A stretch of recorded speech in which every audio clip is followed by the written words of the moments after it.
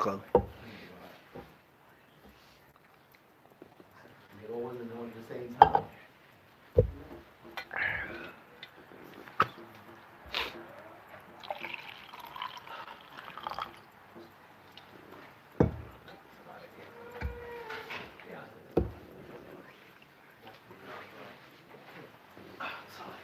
وعليكم السلام ورحمة الله. بارك الله فيك خالد. Shall I see you tomorrow?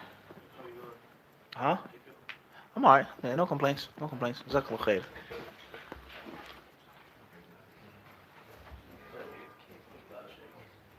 Inshallah. Mashallah Mawlan. This is MR from Hyderabad, India. Assalamu alaikum Sheikh. If I gave debt to someone and that had some if I gave debt to someone and that had some impermissible money, will it be permissible for me to use the money when the person repays it? طيب. If you loan someone money and you've loaned them money that involved some haram money, not all of it, but some of it was haram. When a person repays you, is it permissible for you to use the money? As if that's the question. Question comes from Hyderabad, India. طيب. There's different ways of looking at this answer. The first way is that what is the percentage of the haram wealth? Do you know how much it is? So let's say you loan someone $1,000, and you know for sure that 300 of it is haram. For sure. You know that for sure. And the person he pays you back the 1,000, you take the 700, you discard the 300. You take the 700, or you give the 300, just give it away. Not as charity, but get rid of it in a useful way. Takhallus. You just get rid of it. That's one way of looking at it. That's one piece of advice that I would give you. As far as if you don't know what is haram or what was haram, a way of looking at it is the money that was given back to you, was that the same money? Or was it his money? He could have spent the haram wealth and he repaid you with $1,000 of wealth. That's what? Totally halal. That's another way of looking at it. It doesn't necessarily have to be khabith. Alright? Even though the principle is still there. You gave him haram wealth of the 1,000. Alright? Also, the entire 1,000, all of it was haram or just some of it, like I just said. That's going to make a difference on the answer. It's going to make a difference on the answer. Al-Muhim is that if you know how much it is, then get rid of it. Do not burn the money, but get rid of it. Give it away in a way in which someone can benefit from it and it can be useful, but not with the intention of charity, of sadaqah. Because Allah Azza wa Jalla only accepts that which is tayyib. And Allah subhanahu wa ta'ala knows best.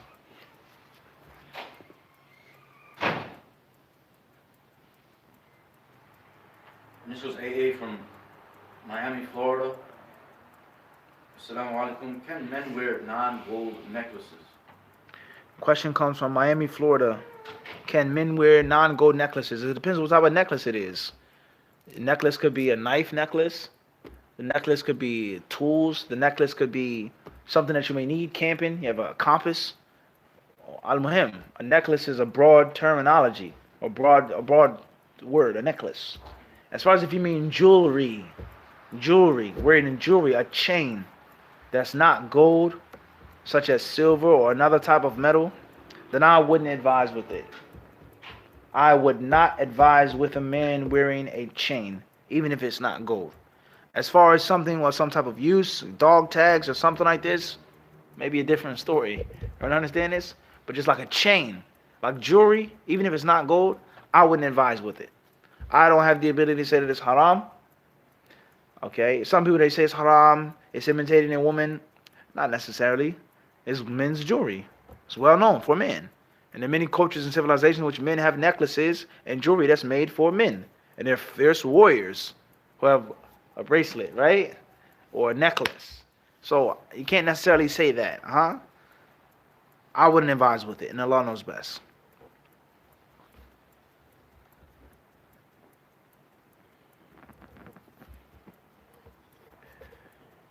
This was AS from Watford, UK.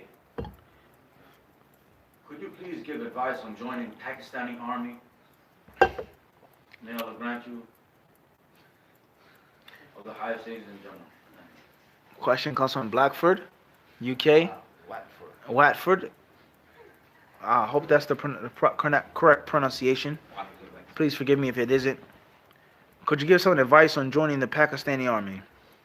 Like we said before, Allahumma musta'an, yani. The world today, the system of politics under which we live, the Muslims, the Muslim countries, and the Far East and the Middle East, Allahumma musta'an, la hawla wa la quwwata illa billah. What can you say? What can you do? You go here, you do this. One way or another, yani, the disobedience to Allah and His Messenger has become so widespread. It's very disheartening. It's very disheartening. So I would say that joining any army, it depends on what type of army it is. And it depends on what you're required to do. It depends on what type of army it is and what you're required to do. If it's mandatory, necessary, 2-year service, then that's one thing. If you're going to be in the reserves, then that's one thing. If you're signing up with the ambition and the intention to go far and to do this and to do that, then that's a different story. If you're going joining an army which is well known to be allied with people that are promoting and supporting kufr and shirk and harming Muslims, then that's another thing. At the end of the day, like I said before, I wouldn't advise with it. I would not advise with it. La nansah bihi. I wouldn't advise anyone to join any modern day army of a country, of a specific country. I wouldn't advise with it. And the reason why I didn't say it was haram when I was asked before, and it caused a big, great uproar, Mufti Q&A, so much to the point someone made takfir on me. They said, this guy's a kafir. May Allah bless the person who said that. I mean, and many people were emotional and they were upset. Subhanallah, I've never disliked any video of the Sheikh, but I definitely dislike this one, and he needs to take it back, and this is wrong. This is the tayyib. Jazakallah khairan. May Allah bless all of you. Ala kulli hal, don't think that an army is just a collection of soldiers with guns and tanks. Don't think it's just that simple. Okay? There were some people, such as Van Clausewitz, the great military strategist. He says what? War is a what? A continuation of politics. War is a continuation of politics. Bonaparte, he said, an army marches on its stomach. An army marches on its stomach. Meaning, the army without the nation, the army without the government is what? Is nothing, of no use. And the government without the people and their contribution and their taxes and their service and their loyalty is what? Useless. The government without the people is what? Is of no value. Can't do anything without the people. Everyone understands who fills their coffers, who fights for them, who builds their palaces, except for the what? The people. And the army without the government legitimizing their war, whose banner will they raise, who funds them, who gives them arrows to shoot, and who gives them wood to make their shields out of, who allows them to travel in a boat and conquer a country.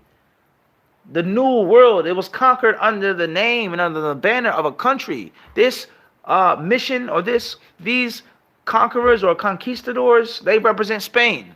They represent England. They represent France. They represent Portugal. And that legitimized and gave them the ability to take over and to conquer these people. And if that wasn't the case, they had no right. And that's where we get piracy from. People that were raiding and people that were marauding and stealing and taking and transporting illegal things because they weren't what? Under no official banner. So you can say that it's haram to join the army. You can't join the army. It's supporting the Taghut. You're killing Muslims, so on and so forth. Tayyib. And what also applies to you living in the country of the Taghut and giving your money to the Taghut and paying taxes and registering and being under all other standardized formal practices of the Taghut country. And most importantly, who's the army fighting for? For what way of life? And to protect who and to keep who safe? Except for me and you and our lifestyle. So you gotta stop the hypocrisy and the double standard. Let alone, as some brother said in the comments, well, what about the Muslim countries? Or Middle Eastern countries, Arab countries, whatever you want to call them. I don't want him. We don't get into that right now. In which there are well-known army bases, naval bases, that have been there since the 40s and the 30s and the 60s. And as we said before, one of the beauties of the United States of America, and other countries as well, but I'm talking about my country, is that there's a great deal of transparency. Even though there are things that are hidden and lies and conspiracy, but a lot of it is what? Transparent. You can Google right now as we speak. You can go on right now and type in army bases overseas, naval bases overseas, how many nuclear weapons is, and they will give you what? A great deal of information in the Middle East, in this country, in this Gulf, in this island, in this country. They'll tell you. And they'll tell you how many troops are there, what weapons are there, and the list goes on. So what is the ruling on that country, allowing those kuffar to live in their country and to fly an American flag and to roast a pig with an apple in it in the Khalij, the Gulf? What's the ruling on that? Those bombs are being dropped and their plane is landing back where? In that country. What's the ruling on that? Are they kuffar? So it's haram to join the U.S. Army. You can't do it. A'udhu billah, astaghfirullah. You don't have to pay taxes. It's not the same. Maybe. But now you have to apply it to what? Those other countries that are allowing the kuffar army to reside there. And they are protected. And they say on the news that we are friends with this country. We're what? Friends. Not allies, but we're what? We are friends. They're our friends. They protect us. We protect them. We protect our interests. Allah, yani. So, yani, the hypocrisy or the romantic, it's haram to join the army and this and that. Yani, we're not with that, no matter what. All right? And oftentimes you may be in a situation in which you may do more harm to a country more than an actual soldier. You may be harming the Muslims with your money or with what you do or what you don't do or say more than a what? More than a soldier that never ever picked up a gun at a Muslim. So it has to be a detail in answering these questions. There has to be some type of detail answering these questions. At the end of the day, I think that I've given the most comprehensive answer, which is to say, I don't advise with it. Included in that is it could be haram. I don't advise you with it. It could be permissible. But you can't go wrong with someone telling you what? I don't think you should do it. Well, how can you go wrong with that? And many of the ulama of Islam, they would answer questions like this. If you read the Masail of Imam Ahmed, rahimahullah ta'ala, okay, he would oftentimes answer a question like this. La urahu. I don't think so. I don't see so.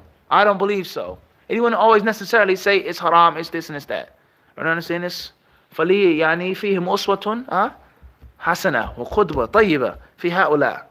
Answering questions in general, let alone like that, in which you don't always have to say something is or isn't haram, let alone a question or the answer may be dangerous. And it may need more time to think. Maybe I need more time to think on the answer. I don't know everything. Everyone understand this? Or I could give you a comprehensive answer. I wouldn't advise you to do it. And a smart person picks up on what? Hints. Wallahu alam. Initials OS from Colombia, MO. If a person is still learning the basics of the religion, should they work at an Islamic school that they might not be on the Sunnah? Should they work at an Islamic school that may not be on the Sunnah, or a non-Muslim school? Can you give advice for working at either of the schools on avoiding things that may be impermissible and how to advise when you are still learning? Right. Question comes from Missouri. If a person is learning the basics of Islam, they're not that strong. They're still learning and finding their proper way. Should they work at a school that's not on the Sunnah or a school of non-Muslims? What advice would you give them concerning advising them, etc.? Don't work at those schools. If you're a beginner and you're just starting off, no matter what you're doing, don't work at any school unless it's 101% on the Sunnah and 101% on Islam. That's my advice. Next question. Initials SS from Hyderabad, India. Assalamu alaikum, Sheikh. Can you please explain the act of reciting Quran for the dead and the correct opinion regarding it? Question once more comes from Hyderabad, India. Could you please explain the proper way of reciting Quran for the dead and the correct or the strongest opinion concerning that? Right. We have an issue, and that is donating good deeds to dead people, or doing things on the behalf of dead people, or helping out dead people with something that we do for ourselves, something that they benefit from and feel some type of warmth or comfort from, such as giving sadaqah. I give you $100, I pay $1,000 to an orphanage, not for my own self, but with the intention of my dead uncle. Or I pray all night long, making dua to Allah to forgive my dead uncle. Me standing or sitting in prayer, holding my hands up, that's effort, that's energy, that's a great amount of sacrifice. And I'm not doing it for myself, but I'm asking Allah for my uncle. I could spend that time making dua for myself, what I'm asking for my uncle, or making hajj on my deceased uncle's behalf, or umrah on his behalf. Nah, that's one thing. Or is it permissible for me to read the Quran and read an entire juz and say I give my rewards to the Prophet? I make this hajj on behalf of the Prophet of Islam. I make, and even though he made hajj already, but I'm doing an extra hajj for him. Or I'm going to give this sadaqah, I'm going to slaughter this animal in the name of Allah, for Allah. It's not shirk. But the food, the bank will be on behalf of this dead Muslim. Is that permissible? Or is it restricted to what I just mentioned of prayer, sadaqah, and dua, and the mandatory hajj and umrah, things like this? Alright? Certain types of fasting. Alright? With regards to another, a person owed fasting. Different details with regards to the hadith, man mata wa alayhi siyamun sama anhu waliyuhu. Alright? Al-Muhim is that one group of ulama, they say, is that donating deeds to the deceased is restricted. Is restricted to that which has been mentioned in the Quran and the Sunnah. And that which has been mentioned in the Quran and the Sunnah are the things I just explained. Making dua for them. Giving sadaqah on their behalf. Making obligatory hajj or umrah on their behalf. And certain types of fasting that were still on them when they died. Are we understand this? Am I clear on this or not? And that's what? That's it. And others, they say rather anything that you do of good can be for a deceased Muslim. Anything you do of good for them. So the ulama of Islam, they differ on this issue. There is no doubt the safest thing to do is to stick with that which is textual. Al-mansus alayh. Is that which is mentioned in the text of the Quran and the Sunnah. And that's the first group of ulama. The sadaqah, the obligatory hajj, certain types of fasting, right? And things like this. But to just open it up and you can do anything for a dead Muslim, even though many ulama, they take that view, I would say stick with the first view. Stick with the first view. And there are many reasons why you should stick with the first view. As far as reciting the Quran to the dead, didn't the Prophet do it? Did the Sahaba do it? One may say that the dead person, he can benefit from it. The hadith clearly states that when the people walk away from the graveyard, they can hear the footsteps. A person hears the footsteps. And there's some I thought of many of the Salaf, Ibn Rajab and others, they've quoted of some of the benefits that some Muslims get in their graves from those who visit them. Going to them, making dua for them, to Allah, for them. And someone who's righteous, who cares about them, and are they doing well in their graves, and things like this. But does that mean that I'm going to now recite the Quran to the dead with the intention of him hearing it? Do the dead hear? The ulama, they differ over that. Can the dead hear the living people or not? They differ on that issue. But it wasn't something which was known and practiced to the Sahaba on a large scale, in which Abu Bakr as-Siddiq will go to the Prophet's grave and recite the Quran. Or Umar radiallahu anhu will recite the Quran. Do we have that information? If we do, then perhaps. And if we don't, then the lies no best. The best thing is to stay away from it. Just like the hadith about splitting the twig over the two graves. The Prophet ﷺ, he took it and he split it in half. Not a twig, it was actually fresh from the date palm stalk. فَشَقَّهُ شِقَيْنِ. He broke it in half. فَغَرَزَ فِي كُلِّ وَاحِدٍ. And he placed half of it in each grave. And they asked him why, and he says, لَعَلَّهُ يُخَفَّفُ عَنْهُمَا مَا لَمْ يَيْبَسَ. He says, perhaps that Allah will protect him from the punishment of the grave as long as it remains green.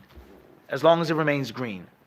So the hadith is in Sahihain that the Prophet, he did this for the deceased people.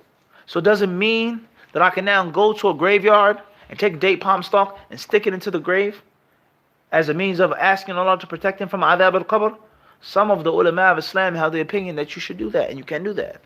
But did the Sahaba do it as a whole? Was it a well-known practice as a whole? Obviously, we know the answer is no. So therefore, you shouldn't do it. You should not do it. So therefore, reading the Quran on the dead, to the dead, for the dead, should be avoided.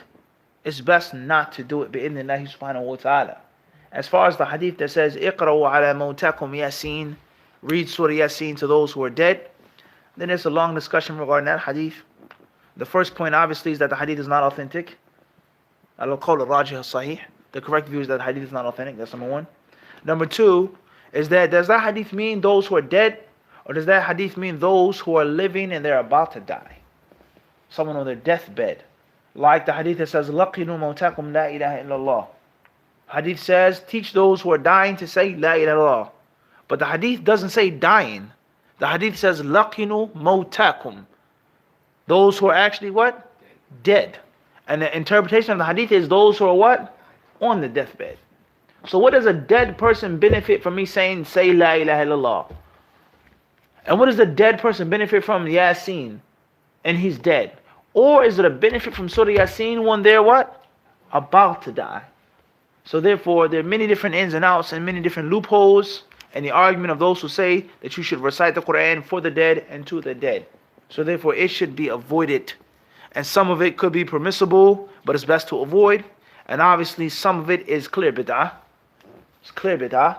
And some of it may be shirk and kufr. If you have the intention of giving the good deeds or doing the good deeds for the person in the grave. And we know that the ulama of Islam, they say that there's a conveyor belt. There's a system, there's a process. That something starts off as, it's possible, muhtamal. And then the next thing you know, it becomes mukhalafa. Something that's not necessarily a bid'ah, but it's not from the sunnah. And then the third step is that thing becomes what? A bid'ah. And then the final step, or after that, it becomes what? Shirk. It starts off slaughtering for Allah at the grave. For Allah at the grave. And then as time goes on, and ignorance prevails, and the people become more and more laxed, I'm now slaughtering for the grave. For the person in the grave, and I'm no longer slaughtering for Allah. So be mindful. And Allah Azza wa Jalla, He clearly mentions that. إِنَّمَا اسْتَزَلَّهُمُ الشَّيْطَانُ. He says that indeed the shaitan has istazallahum. He caused them to slip. Shaitan can make you what? Slip. So be mindful of that. So it should be avoided. Reciting the Quran for the dead to the dead should be avoided. And Allah subhanahu wa ta'ala surely knows best. Make dua for them. Pray for them. Give charity on their behalf. That's more than enough to keep you busy. Bidnillah subhanahu wa ta'ala. And most importantly, if that person was righteous, and if they were pious, and they taught you the Quran, or influenced you to recite the Quran, then you reciting the Quran for yourself, bidnillah ta'ala, they'll get some of it. They'll get some of it. Inshallah. And Allah knows best. And this was AS from British Columbia, Canada. Assalamu alaikum, Sheikh. I know in Islam it's not permissible. I know in Islam it is not impermissible for a sister to approach a brother for marriage. But would you recommend this through another person? Question comes from British Columbia, Canada. I know in Islam that it isn't impermissible for a sister to approach her brother, so on and so forth. The first rule of Hadith disciple is to do what? Empty your cup. I know it isn't and isn't. It's not the way that you should answer a question. It's not the way you should ask a question. Okay? That's first and foremost. Jazakallah khairan. Al-Muhim, every situation is different. Alright? Sometimes the direct contact isn't best. There may be a brother who's very shy. He may be turned off if the sister walks up to him directly. Some brothers are scared of marriage. Seriously. It's a reality. Some brothers are like allergic. Like, the thought of marrying a woman is like scary. Allahul musta'an, yani. They may laugh and giggle like that. It's a reality. Malish, yani. This is real. So there may be some brothers in which it's not a good idea to do what? Approach directly. And it's best to send a third person, another sister or something like this, a family member. And some brothers, they don't mind. Some brothers, they may be offended if you send someone else. Or it may be confusing, or you may have a bad messenger. It's a reality. You may have a bad spy. It's real. The person may be jealous. You send a sister or a brother or whatever, and he's not married himself, or she's not married herself. And she will mess it up. I don't understand this. You told her, go tell brother Fulan that I want to marry him, the sister with the pink himar. She goes and says, it's a sister that like you. And he's like, I don't want no sister to like me. But if he knew that it was sister Fulan with the pink himar on, what? He wouldn't what? He wouldn't refuse.